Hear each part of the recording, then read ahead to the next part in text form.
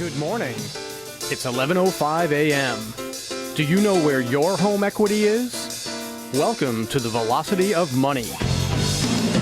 Here now to answer your questions about real estate, capital, equity, funding, and finance, your host of the Velocity of Money, Michael J. Barnes.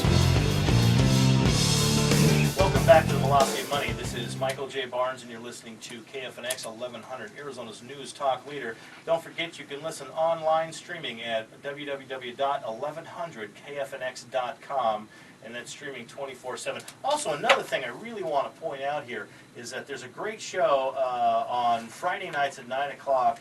It's called Crowded Planet Radio. Crowded Planet Radio is a great show that talks about how our planet is crowded with stupid people, I think is the best way to put it. And a couple of the guys that put this together are close personal friends of mine. That's every Friday night. You'll get some great kicks out of it. You can listen to it streaming online, 9 o'clock Friday nights, or you can also listen to it at 1100 a.m. Every Friday night. Well, I just got one question for you, Michael. Is this a show purely about people on Wall Street and the guys working for AIG, or what? No, it's not. It's not just about them. It's about the lady that tells her kids that doesn't like the sign that says "Watch your kids, or we'll watch them for you," and all kinds of different. The Darwin Awards, those types of things. Okay, I was just checking because I thought this was a story about all the mortgage-backed securities that were going under. Listen, it started at the top. It worked its way down. The reality of it is, people were buying homes, not reading what they were signing, not understanding how it worked, and shame on them for that. Shame on the people that were putting it in front of them, knowing they didn't know. We all need to take a little bit of responsibility here with this past crisis. It is not just the Wall Street firms. It isn't just the mortgage companies, the mortgage banks. The brokers had little, if anything, to do with it. In fact, we didn't create the loan products that people were buying. We were just merely disseminating it to the public. Glad to say that I wasn't part of any of that. I was able to stay away and do traditional, conventional type financing for people. So luckily I didn't have a lot of clients that got stuck into that nightmare, unfortunately. Speaking of that nightmare, though, Danny, we talk about the people that have had foreclosures. Their lives have been turned around, turned over. And they think that there's nowhere for them to go.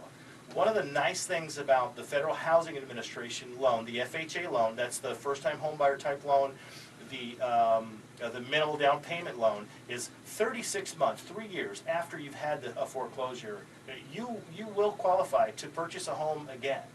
So it's important that, if this has happened to you, you need to point your future away from the flame. You need to save your money, do your best, work as tightly as you can on a budget, and look forward to that time when you can go back out and buy a home again. Property values are going to be up, from where they are today, but there's still going to be plenty of great value out there, and there's not going to be loan products that are going to get you in trouble again.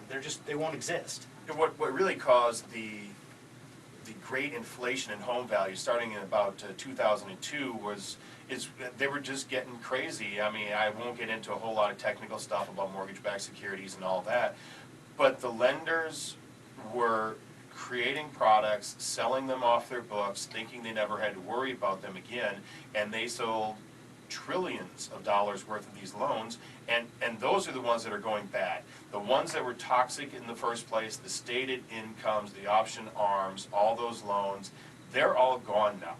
It reminds me, I was saying earlier today that we're back to where we were in financing in 1992, 1993.